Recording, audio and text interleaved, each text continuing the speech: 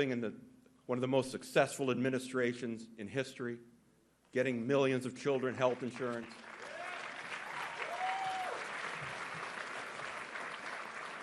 I fear her humility. I'm hoping that she won't be that humble in this campaign, because we all know one thing. How do Republicans win elections? They win elections because they count on the American people having amnesia. They think history began on January 20th, 2009, when President Obama was sworn in. Last night, you know, what's the one thing you will never hear a Republican elected official anywhere in America, or a member of the Republican Party, or many of your friends? It's as if George Bush never existed.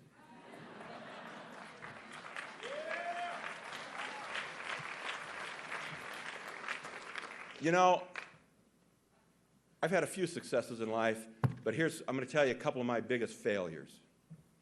One of my biggest failures is I can't ever get a Republican elected official or a Republican Party officer or any of my Republican friends to answer a simple question. Name the last Republican president who presided over a balanced budget.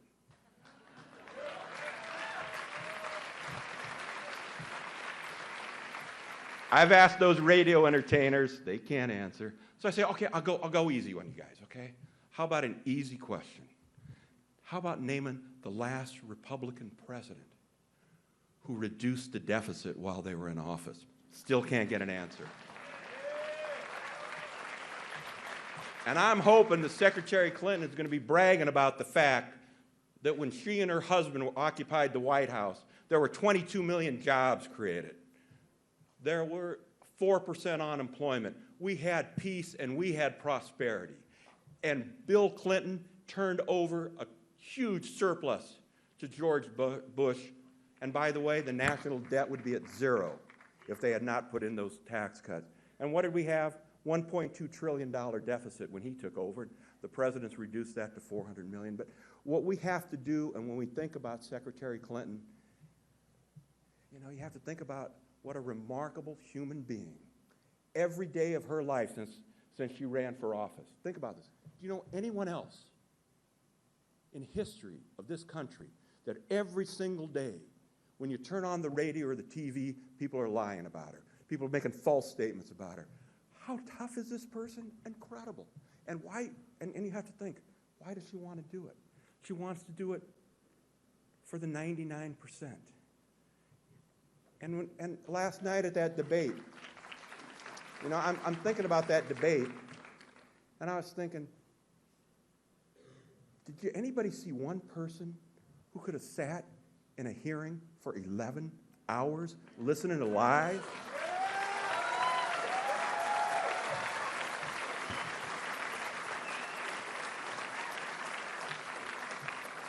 Donald Trump, 11 minutes on your 4 bankruptcies to do it. You know, we can go through it all, but I just want to end with this. In 2008, it was historical because the people in this room, all of you with an awful lot of help, made certain that Nebraska gave an electoral vote to President Obama.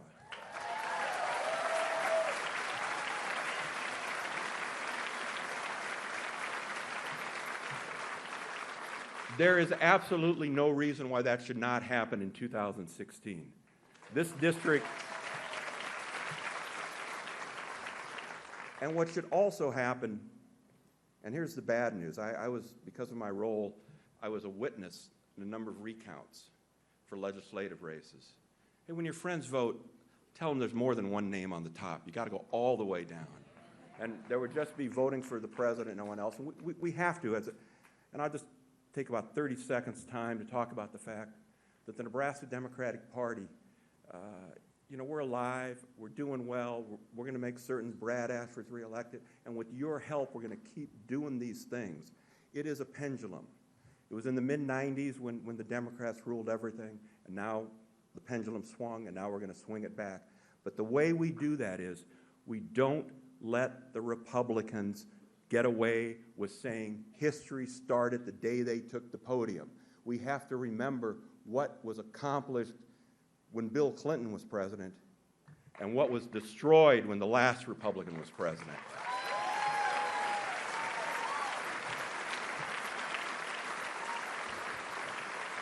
Nobody wants to go back. No one wants to go back to losing 700,000 jobs a month. We now have record job growth. You know, if the economy, if you walked outside today and this country was in the same shape, but Mitt Romney was president, there'd be people demanding that we build a statue of him somewhere. It'd be the Romney miracle.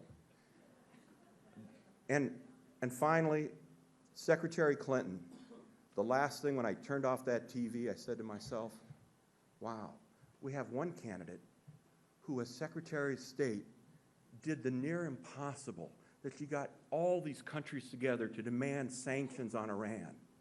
Tough sanctions. The world, most of the world came together thanks to her leadership. And what happened?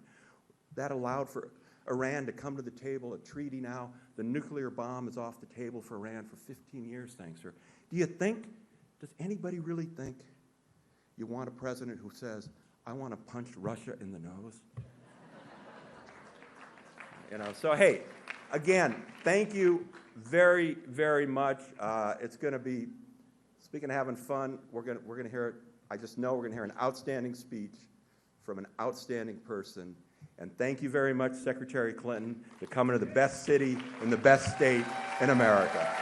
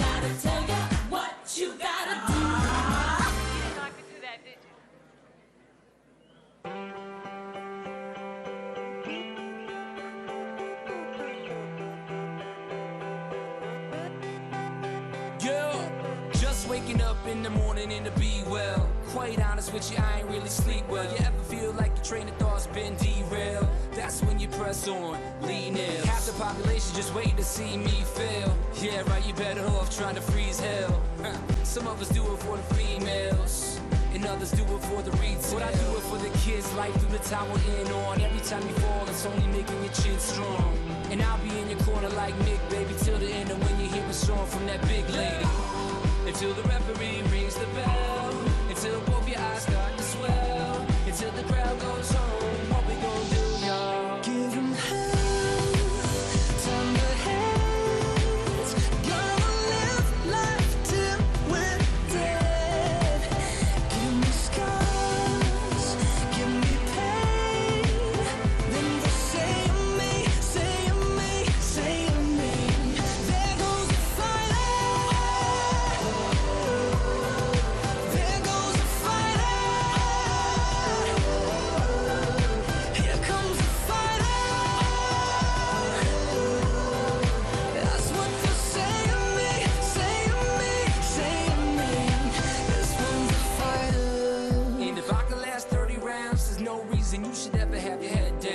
6'5", 220 pounds. Hailing from rock bottom, Loserville, nothing town. Textbook version of a kid going nowhere fast. And now I'm yelling, kiss my ass. It's gonna take a couple right hooks, a few left jabs, for you to recognize you really ain't got it bad. Until the referee rings the bell, until both your eyes start to swell, until the crowd goes home. What we gonna do, y'all? Give 'em hell. Turn your heads. You're gonna live life till we're dead. Give me scars, give me pain. Then you say to me, say to me, say to me, there goes the fighter. There goes the fighter. Here comes the fighter. That's what you say to me, say to me, say to me.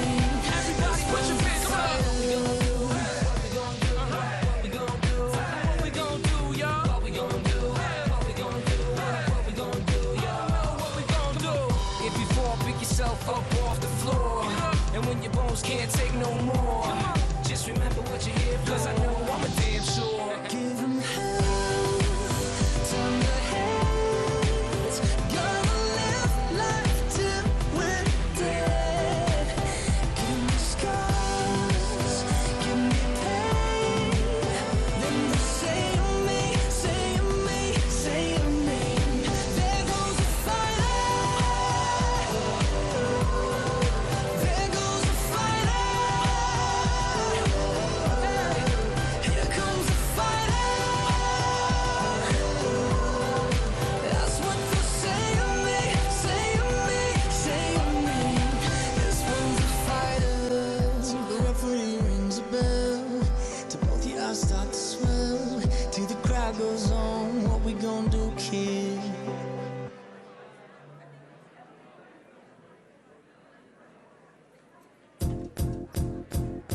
It might seem crazy what I'm about to say. Sunshine, she's here, you can take a break. I'm a hot air balloon that could go to space. With the air, like I don't care, baby, by the way.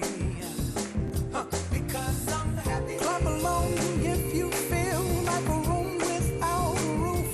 Because I'm happy. Clap along if you feel like happiness is the truth. Because I'm happy. Clap along if you know what happiness is to you. Because I'm happy. Clap along if you feel like that's what you want to do. Here come bad news, talking this and that. Well, give me all you got and don't hold it back. Well, I should probably warn you, I'll be just fine. No offense to you, don't waste your time. Here's why. Because I'm happy. Clap along if you feel like a room without a roof. Because I'm happy. Clap along if you feel like happiness is the truth. Because I'm happy. Clap along if you know what happiness is to you.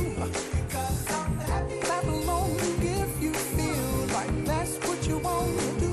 Hey, go. Bring me down, can't none bring me down. The love is too high. Bring me down, can't none bring me down. I said, bring me down, can't none bring me down. The love is too high. Bring me down, can't none bring me down. I said, because I'm happy. Clap along if you feel like a room without a roof. Because I'm happy. Clap along if you. Ladies and gentlemen, please welcome to the stage Warren Buffett and Hillary Clinton.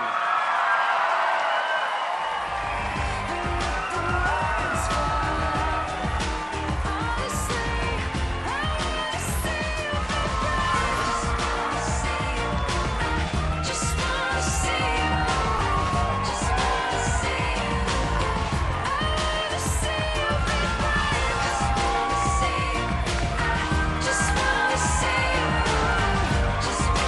you.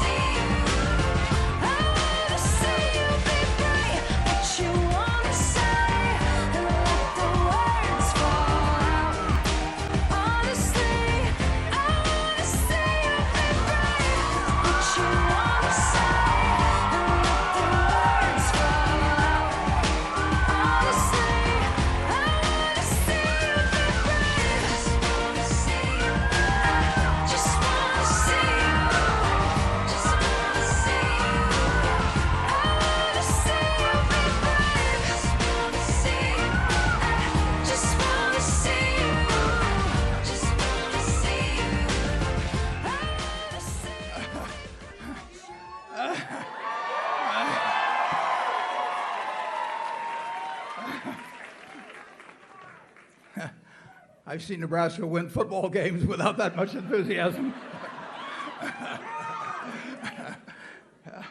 It's a real pleasure to be here with all of my fellow Nebraskans. It was 1930, 85 years ago, when I had the luckiest day of my life when I was born in the United States.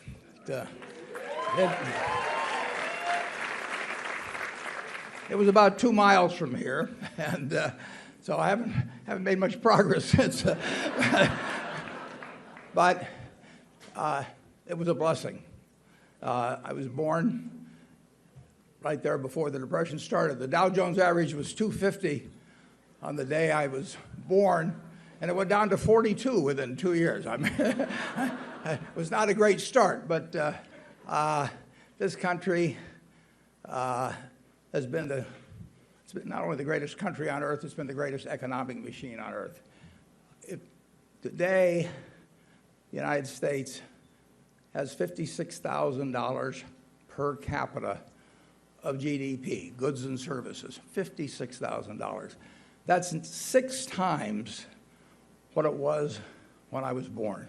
One person's lifetime, already the leading company in the world, or country in the world in 1930, and yet 6 for 1 to $56,000 today, and that's in real terms.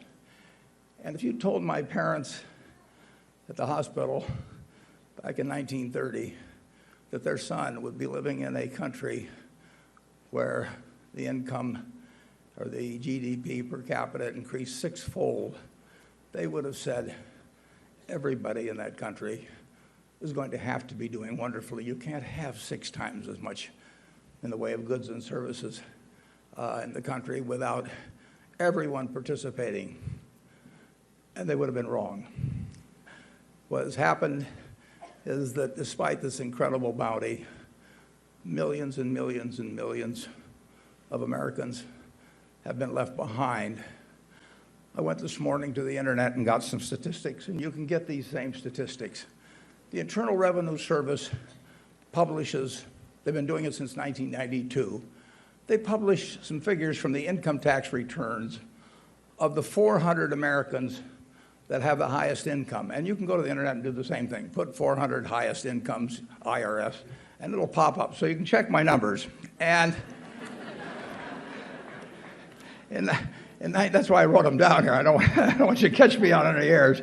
In 1992, those 400 people, 400 top incomes reported to the IRS, they had an average income of $46.8 million. That's per person.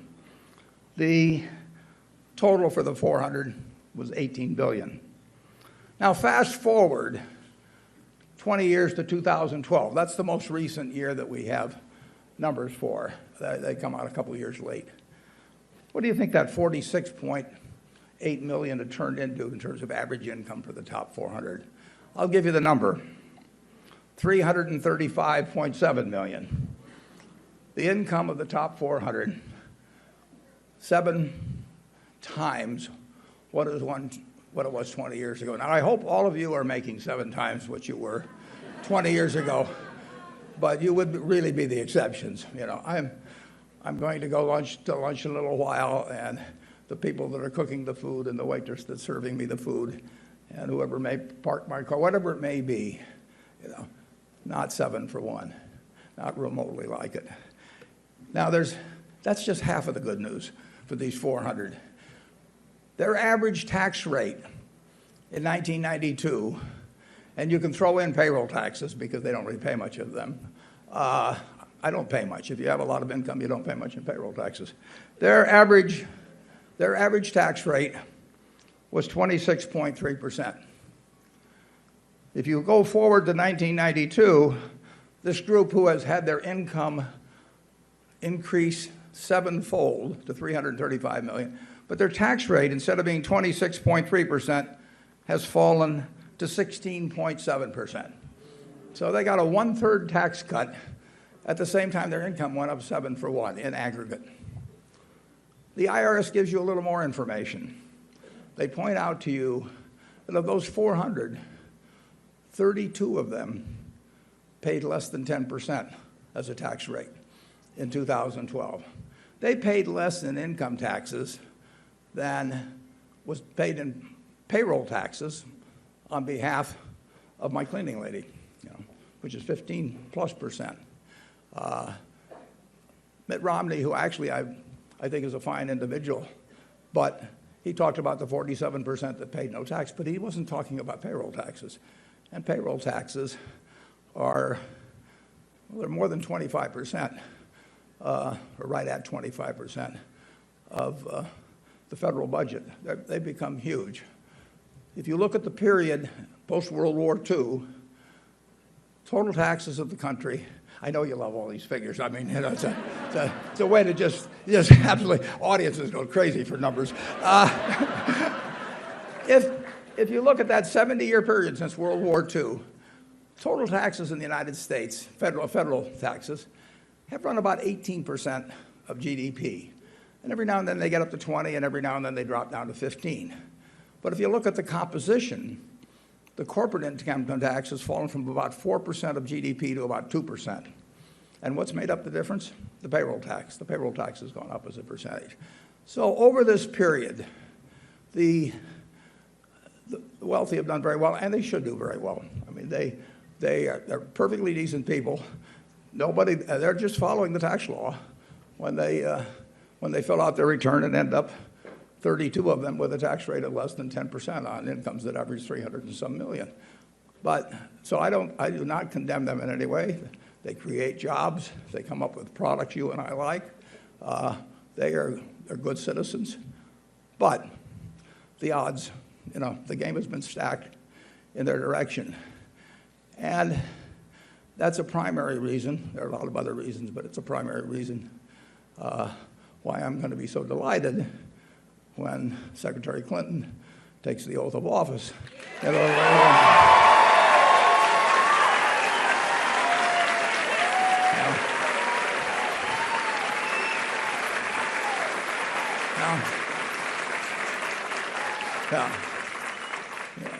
I've known her since 1992, 23 years. She is very, very smart. And there are plenty of other candidates, not too many other candidates, but there's a few candidates. There's a few candidates that are plenty smart, too. I mean, I'll give that to them. In fact, one of them tells you about every 5 minutes how smart he is. And incidentally, I went to Wharton, too, but I left after 2 years to go to the University of Nebraska.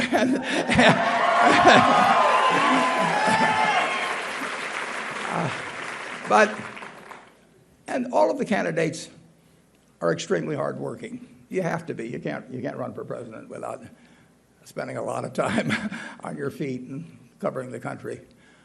But the difference is that you will not hear. I've listened to all the Republican debates. I mean, I used to love Abbott and Costello and people like that. I mean, this is really. I'm reliving my youth. I mean, vaudeville was never this good.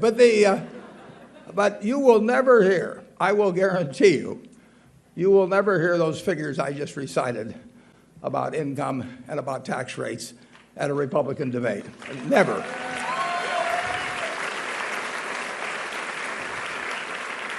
And Hillary, once she's elected, will never forget those. And she will never forget the people who haven't shared the same way.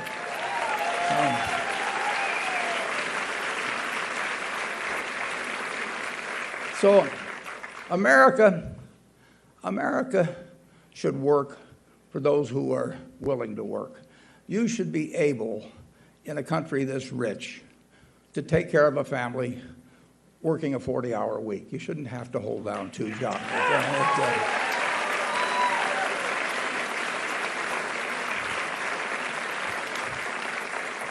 And Hillary will make sure that those people who are having to work 2 jobs to barely get by will not have that kind of a world for themselves and for their children going forward.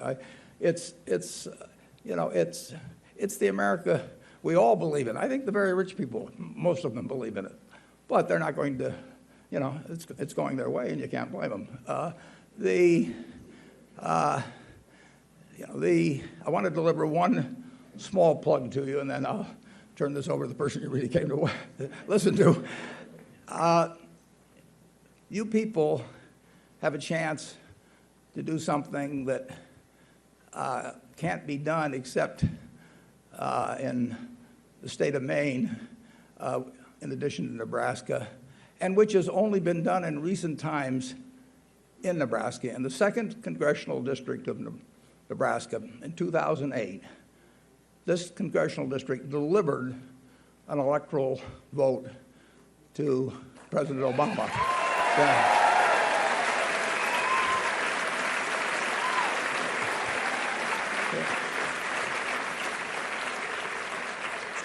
This district will be in play in the next election. I'm not crazy enough to think Nebraska's going to be in play. We're outnumbered. I mean, let's face it. But this district will be in play, and one electoral vote could be important. I've seen scenarios where it could decide the election. So it's really important that well before Election Day and come Election Day, that every one of you talk to your neighbors, talk to your friends, talk to your relatives. Hope there's some overlap between these groups. And get them to the polls on Election Day, because the 2nd Congressional District of Nebraska, literally under some circumstances, unlikely, but still could decide the election. And it can only be done in 2 states, and it hasn't been done in Maine yet, and it won't be done in the other couple of congressional districts in Nebraska in all likelihood. So go to it on Election Day. And with that, I would like to introduce the next President of the United States, Hillary Rodham Clinton.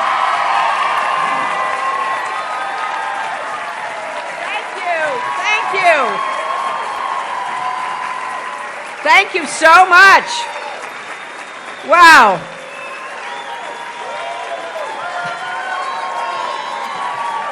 Thank you. Thank you all. What a better way to start an event than to hear from Warren Buffett. And the reason that I'm so proud to have his support among all of his many, many accomplishments is he's never lost sight of what made this country great. And he understands, as we just heard him say, that we're out of balance. The deck is stacked in favor of those at the top. We need to reshuffle that deck. We need to make sure that everybody in this country believes that he or she can go as far as his or her hard work will take them, and we're gonna do that, because I was born a little later than Warren, but that's the America I grew up in, and that's the America I want for all of you, and for my daughter and her husband and my granddaughter. So I'm so grateful to Warren, and I think it's great to have him start with some evidence and statistics, because the other side is running an evidence-free campaign. And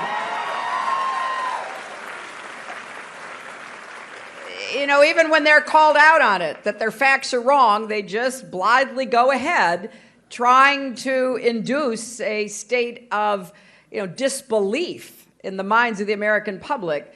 And if they probably believe they say the same thing over and over again, then maybe some of us will say, well, okay, maybe that's right. But we're putting them on notice.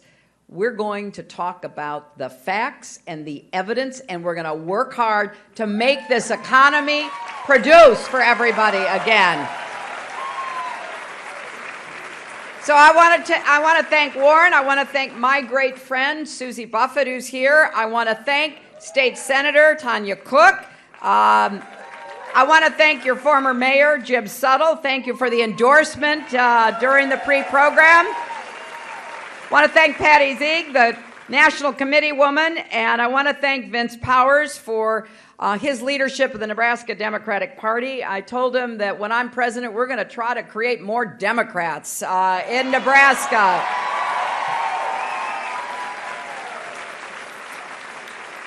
And thanks to Lauren Williams, who's been a great volunteer. You know, one thing I will tell you, I'm going to fight hard to try to implement what is called the Buffett rule. The Buffett rule says that millionaires should pay at least 30% income tax rates instead of 10, 15, 20, and I want to go even further because Warren is 100% right, as usual. You know, I want to be the president for the struggling, the striving, and the successful.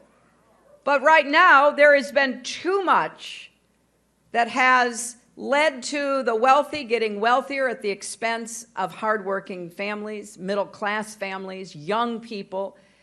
And that's not the way we're going to keep America going and growing. You see, I disagree fundamentally with the lead Republican candidate. I think America is great, and it's up to us to make sure we make it greater.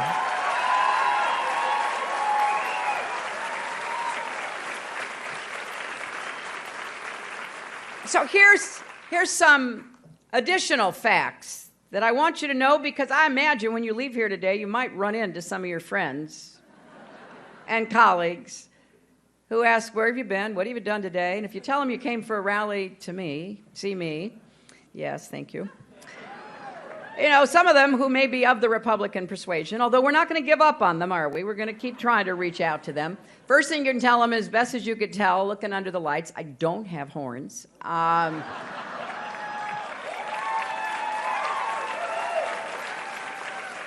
second thing you can tell them is that, you know, our economy does better when we have a Democrat in the White House. That is just a fact.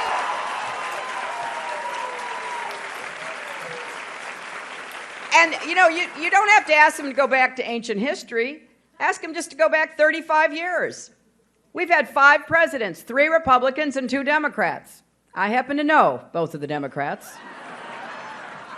And I know they both inherited economic problems from their Republican predecessors. In my husband's case, it was a recession, and the fact that the national debt of our country had been quadrupled in the prior 12 years. Shortly after the 92 election, he said, you know, it's so much worse than they told us. And then somebody asked him, so what did you uniquely bring to Washington? And he thought for a minute, he goes, arithmetic. Getting back to the facts, getting back to the evidence. And after 8 years, we had 23 million new jobs. Incomes went up for everybody. And we lifted more people out of poverty than at any time in recent history, and ended up with a balanced budget and a surplus. Now, that is a convenient set of facts for Republicans to ignore. But I want you to know them because we have a case to make. And we're going to make it together. And the facts are that when you have a Democrat in the White House, unemployment is historically lower, incomes are higher, and you are 4 times more likely to have a recession with a Republican in the White House. Now, we know that happened. You know, shortly after the 2008 election, President-elect Obama called me, asked me to come to Chicago. I didn't know why. Turned out he wanted me to be Secretary of State. But before we started talking about that, he said to me, it is so much worse than they told us. I said, you know, Mr. President-elect, I've heard that before. But this time, it was really bad. Let us not forget, and let us not let our Republican friends forget. Because when President George W. Bush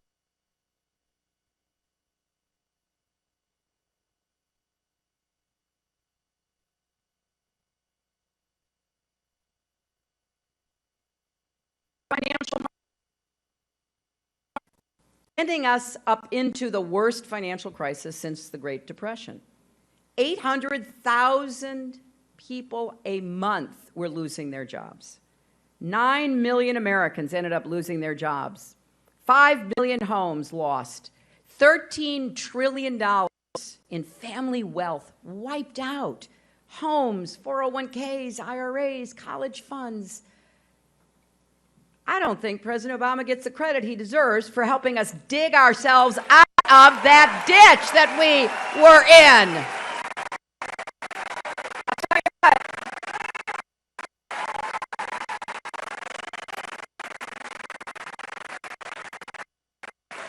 That from the 2nd Congressional District looks even better in retrospect. So we are standing, but we're not yet running. We've recovered jobs, about 13 million of them, but wages haven't recovered. Incomes are not rising. So now we've got to get down to work together, roll up our sleeves, and figure out how we're going to get this economy really moving forward, creating more jobs and increasing incomes. Now, I am not running for my husband's 3rd term, and I am not running for Barack Obama's 3rd term. I'm running for my 1st term, but I'm going to do what works to fix the economy. And, you know, the economy is one of the 2 big issues facing us. The other are security. I'll get to that in a minute. So we need to have economic security and personal and national security. But it really is a little bit sad and troubling to hear the Republicans go back to the same failed economic policies again. Now, the one thing they do say frequently, those running for president, is this is the slowest recovery in history. Now, personally, I think that takes a whole lot of nerve. Why would we have needed a recovery if their failed economic policies and leadership hadn't driven us into a great recession? So I've been laying out the plans that I believe will help create more good-paying jobs and raise incomes. You know, some of it is, to me, pretty straightforward. We need to do even more on infrastructure, bridges, roads, tunnels, ports, airports, rail systems than we are doing. The Congress finally did their duty and passed a new law years late, but we have a lot of work to do in America to make sure we are competitive. We don't even have an airport in the top 25 in the world anymore. We're so far behind what's happening elsewhere as other countries make the investments, and they do it not only because it puts people to work, but it creates economic competitiveness. I also think we need to do more on advanced manufacturing. I know we can have a manufacturing renaissance with the kind of support that needs to be given to the community colleges, to unions with apprenticeship programs, to giving people more technical skills. We can do a lot in this area, and I've been to some of the places that are really turning it around. They're bringing jobs back from overseas. That will be a high priority. And one of the best ways to create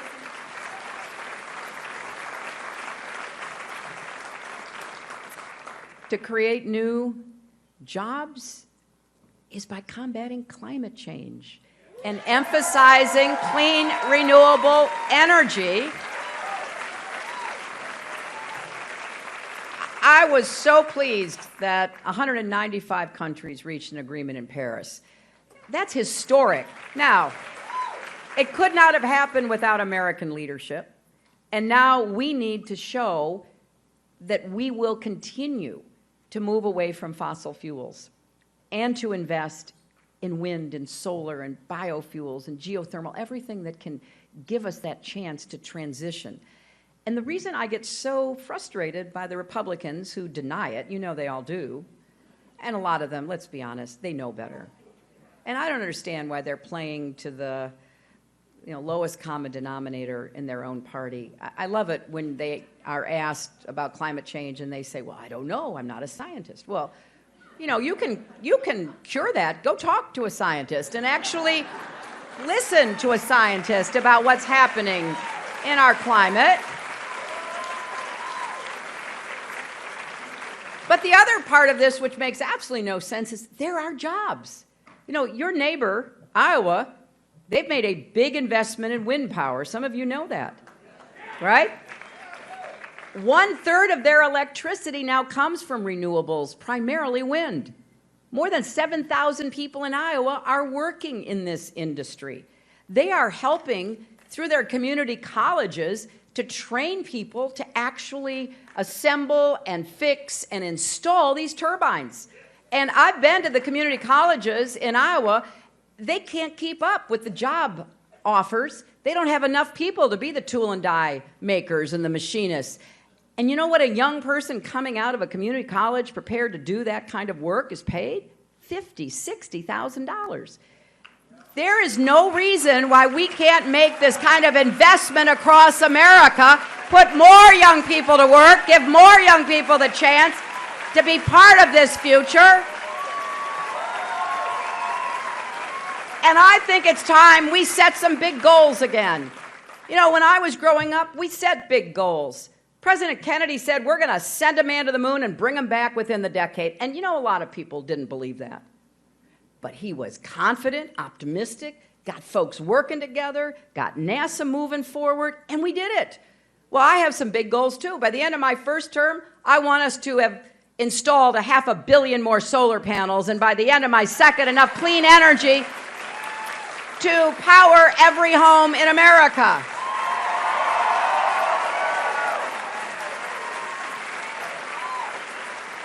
And I want young people in our country to be part of this, to be leading this change, to be making their futures about how we solve these problems together.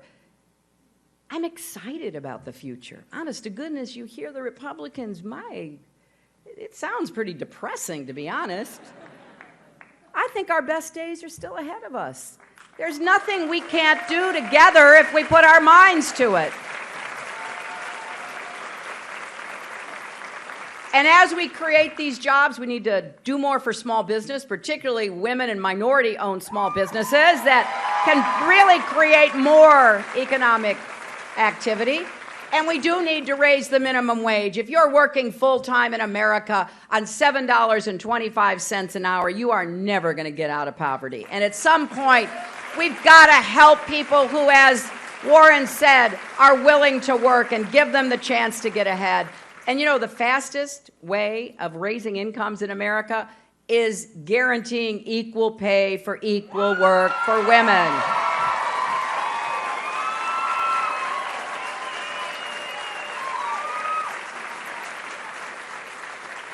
You know, whenever I say that or talk about paid family leave and some of the things that I think will help every American, but particularly young people, balance work and family, which you know is not easy. And I want young people to be able to choose to have a job, but also to do the most important job in the world, which is having a family and supporting that family. But we're making it just about as hard as we could. So I talk a lot about what I hear from young people, and particularly young women. You know, when they ask me questions, sure, they ask about, you know, issues that are in the news, but they often ask me, how do you balance family and work? And a lot of young women are finding that really, really hard. So I'm going to keep talking about what we need to do, because I want everybody with the talent and the ability to work hard to be contributing to America. And the Republicans, when I say this, they all say things like, oh, there she goes playing the gender card. I'll tell you what, if advocating for equal pay is playing the gender card, deal me in. I am ready to play and win for you. Now, we also, though, if we're going to have a competitive economy, we have to make sure our education system is preparing young people. And I want to work with our teachers and educators and actually listen to people who are in classrooms with young people, how we can do better for primary and secondary education. But I am convinced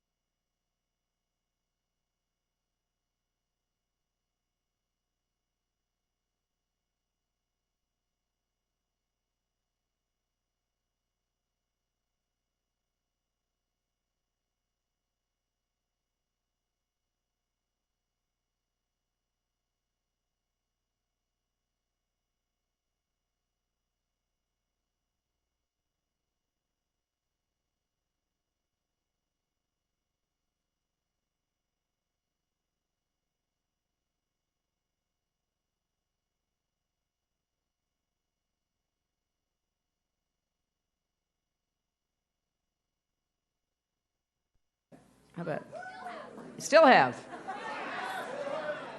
Well, I'll tell you, I will have a plan to let you refinance your student debt, save thousands of dollars, and put a time deadline so that you can get out from under this debt that you incurred to try to get ahead in your life.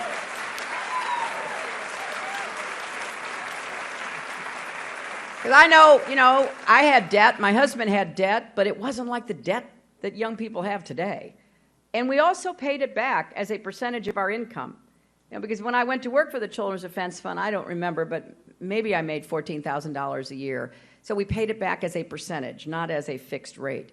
And that helped us. And I want more young people to be able to do that. And you can go online even now and look for ways that maybe you can transfer into those income contingency repayment plans until I get there and we try to change the whole system to make it, more affordable. I also think we've got to stay focused on our health care system. I will defend the Affordable Care Act because it needs to continue providing health care for 18 million people now who are taking advantage of it. But we have to improve it. We have to get the costs down, out-of-pocket costs, prescription drug costs, which are way, way higher than they should be in lots of instances. And, it's a little bit it's concerning, and it's sort of distressing that, we as taxpayers, we pay for the National Institutes of Health, right? We pay for the Food and Drug Administration. We help drug companies do the research to create the drugs, and then we test them to make sure they're safe so they can be sold. And then we end up paying the highest prices in the world. We can't continue doing that.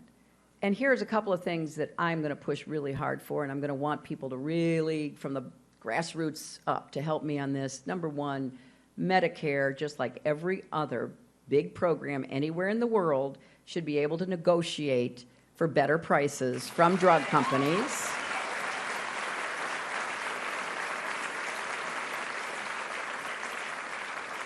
And until we get that, you should be able to buy generic drugs from other countries that are the same as the drugs that you would get here. When I represented New York, people would cross the border all the time going to Canada to buy the very same drugs at a much lower price. So we're going to put economic and political pressure to try to get those costs down.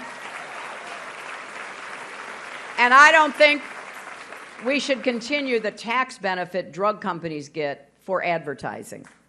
Because I'll tell you, when I say that I'm going to try to get more reasonable prices for the American consumers, the drug companies always say, well, you're going to interfere with research. Absolutely not. I'm actually going to give you the opportunity to put more money in research because you're not going to get a tax break for advertising. If you want to advertise, do it on your own dollar, not on a dollar you get because of a tax break.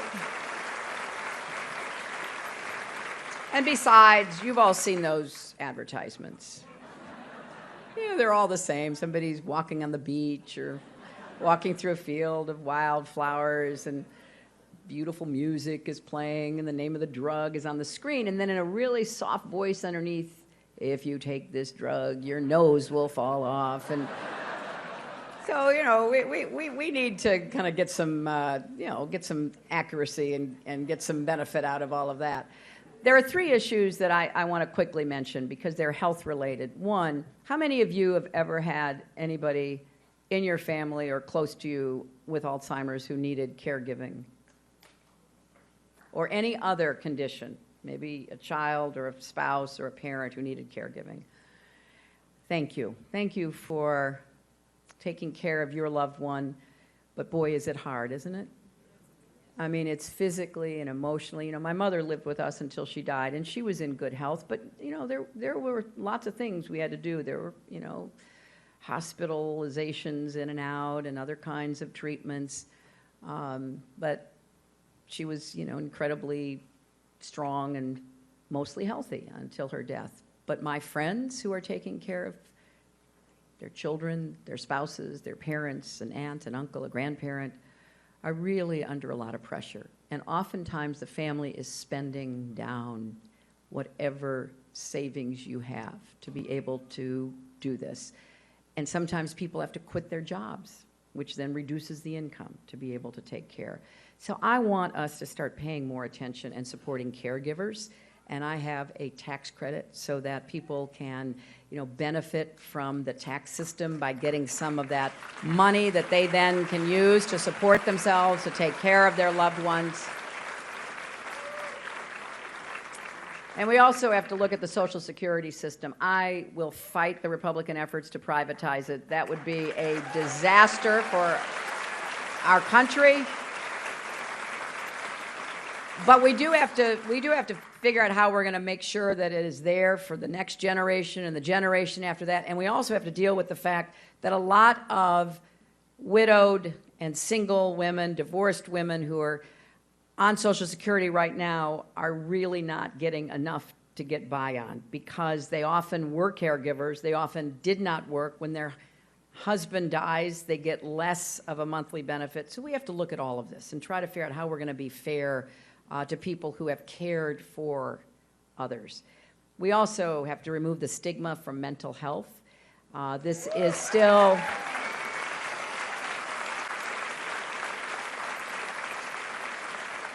a big issue that has to be addressed. Not enough services, not enough insurance coverage. I think we should finally treat mental health the way we treat any other health problem. And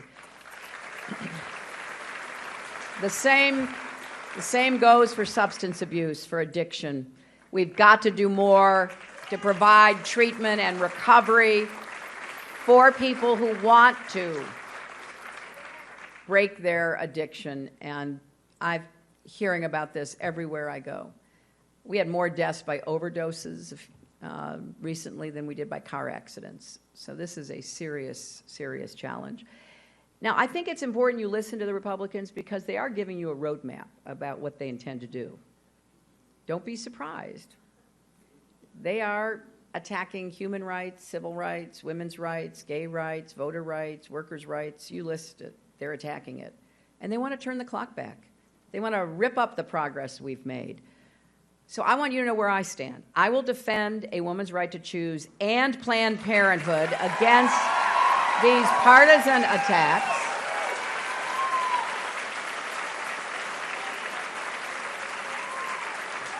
I will defend marriage equality and work to end discrimination against the LGBT community. I will defend voting rights against the attacks that are coming from so many different places in our country.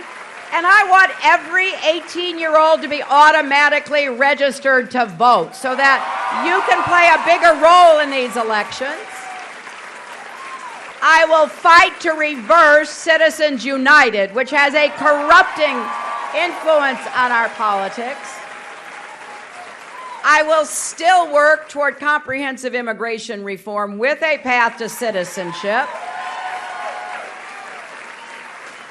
I will work for criminal justice reform and an end to the era of mass incarceration. And I will work as hard as I know how for common sense gun safety reforms.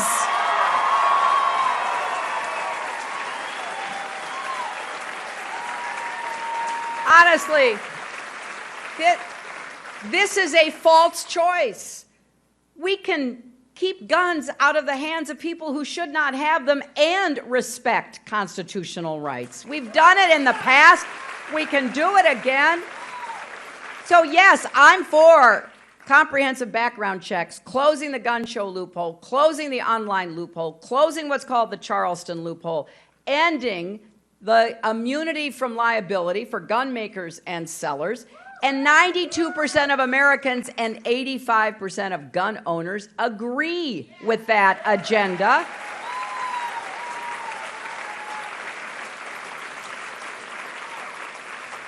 And I think we reached the point of absurdity in the last weeks when the Republicans would not vote to prohibit someone on the no-fly list from buying a gun.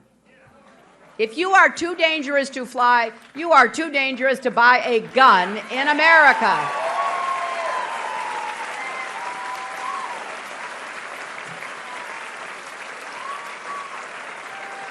We should be doing everything we can to prevent terrorists from doing what they did in San Bernardino. And I have outlined a comprehensive plan. I've spoken about it most recently yesterday at the University of Minnesota about how I would lead an international coalition to take on ISIS from the air, to get Arab and Kurdish fighters ready to take on ISIS, to take back territory on the ground, and what we need to do online to prevent them from radicalizing susceptible people, from propagandizing and glorifying violence. I am absolutely convinced that this is a fight we can lead and win, but I am troubled by some of the comments coming out of our Republican candidates, because some of what they're saying, particularly the attacks on Islam, the attacks on Muslims, is not only shameful and contrary to our values, really contrary to even what our founders, going back to Washington and Jefferson, had to say about not being bigoted, our Constitution, no religious test for office holding.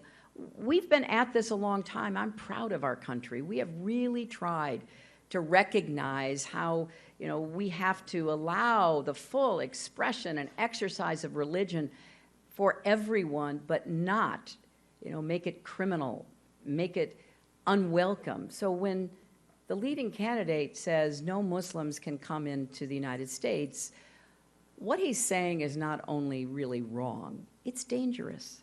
They all talk. They talk about how we have to put together a coalition. Well, I've done that. I put together the coalition that imposed the sanctions on Iran, that got them to the negotiating table, that put a lid on their nuclear weapons program.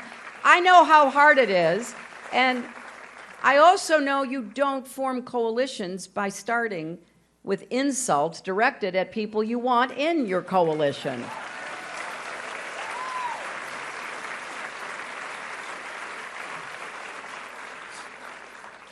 So a lot of the inflammatory rhetoric and the loose talk and all of that you hear coming from the other side is not a strategy. It's a slogan. It's a political talking point. This is a serious challenge, and we have to be up to it. As a senator from New York on 9/11, I was very closely involved in supporting what we needed to do to keep New York and our country safe. As Secretary of State, I logged a lot of hours in the Situation Room looking at the complexity of all of these issues, advising the president, most famously on advising the president to go after bin Laden. And nothing is a free shot or an easy choice. The questions that arise to the level of going to a president are the most complex and difficult ones. Others can be dealt with by somebody else. So I will guarantee you, I will do everything I possibly can as your president and commander-in-chief to keep America safe and to go after and defeat ISIS and other terrorists who threaten us, our friends, and our allies around the world. So I need your help here in Omaha and in Nebraska. I want you to join my campaign. You can text JOIN, J-O-I-N, 47246 to find out how to volunteer, how to be part of the campaign. Please go to my website, hillaryclinton.com, to learn more about all the issues, which I've only just briefly gone over here today, that I am advocating for with policies and changes to try to get our country once again to work the way it should for everybody. Probably what motivates me the most is my granddaughter, my amazing, wonderful 14-month-old granddaughter. And that's because, just like Warren was saying, I feel blessed to have been born in this country, to parents who believed so deeply in America's promise and potential, even though they had their own challenges and struggles. You know, my grandfather was a factory worker, came to this country as an immigrant, went to work in the Scranton lace mills where he worked hard to support his family, but also to give his sons a chance to go as far as they could go. And all of them graduated from college.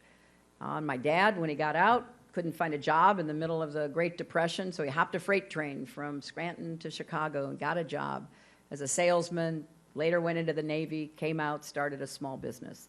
He really was the biggest proponent of the basic bargain of America. If you work hard, you do your part, you can get ahead and stay ahead. And my mom had a very different life. You know, she was abandoned and neglected by her parents, sent to live with grandparents who didn't want her. And by the age of 14, she was out working in somebody else's home as a housemaid. And I didn't know any of this when I was a little girl, but when I learned about it and I asked her, how could you survive it? She said, you know, along the way, people were kind to me. And I really have never forgotten that. You do not know how an act of kindness can make a big difference to somebody.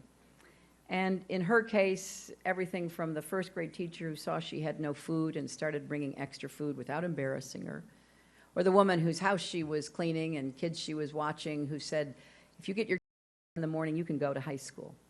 You know, that may sound harsh to our ears, a 14-year-old and that kind of situation, but for my mother, it was a gift. She never got to go to college, but she loved reading, she loved learning, and she passed that on to us. So when I think about my parents' lives and the sacrifices that they made, not only because of their own personal commitments, but because of our country and what they believed in, I want to make sure that's there for everybody coming after. And for my granddaughter, Bill and I will do everything we can to make sure she has every opportunity that she can take advantage of. But that is not enough. It really matters what kind of country we are and what kind of world is waiting out there. And that's why I'm running for president, to do everything in my power to give not just the granddaughter of a former president the chance to live up to her own potential, but the granddaughters of factory workers and the grandsons of truck drivers and every other person in this country. If you will help me, I will get up every single day doing all that I can to make it possible for every American to feel not only part of our country, but part of building its future, and for every child to have that chance to grow up and achieve his or her potential. Thank you all very much.